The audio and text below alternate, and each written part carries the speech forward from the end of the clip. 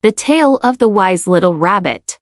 Little Rabbit loved to learn and could often be found with a book in hand. One day, as it was reading, it came across a saying, "As you sow, so shall you reap." This reminded Little Rabbit of its neighbor, Granny Pig, who had planted a single potato in her garden and harvested a basketful in the autumn. Realizing the wisdom of this knowledge, Little Rabbit had a brilliant idea to plant money. It decided to put this wisdom to the test. It searched through its home, found a single coin, and planted it in the ground. Little Rabbit watered it daily and made sure to fertilize it regularly. One day, it met its friend, Little Sparrow, and whispered, "In the autumn, can you help me pick the money, please?" "Sure." Little Sparrow happily agreed and flew away. Later, Little Rabbit ran into its pal, Little Squirrel, and quietly said, "When autumn comes, could you help me carry the money, please?" "Of course," Little Squirrel replied with enthusiasm before hopping away. As the season turned to autumn, both friends returned to help Little Rabbit.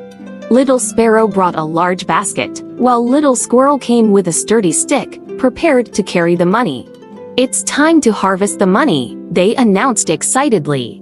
But when Little Rabbit started digging, it found only a rusty coin in the ground, alongside an earthworm diligently plowing the soil.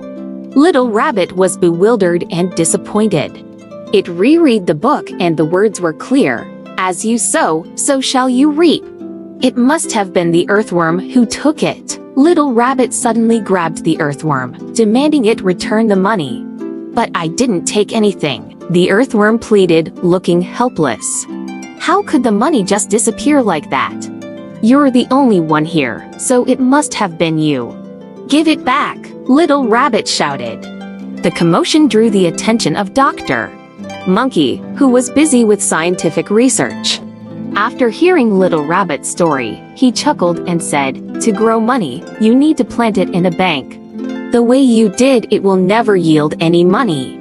Upon hearing Dr. Monkey's words, Little Rabbit took the coin to the bank, and the bank manager helped plant it.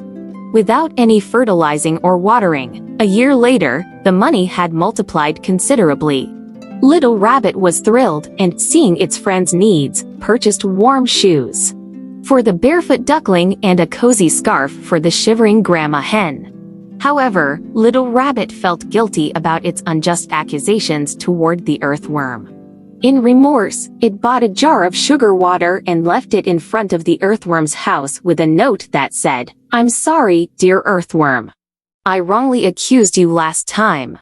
Please forgive me. When spring comes, you're welcome to my house. I'll teach you how to plant money, and we'll prosper together." Welcome to our YouTube channel. Find more story for kids.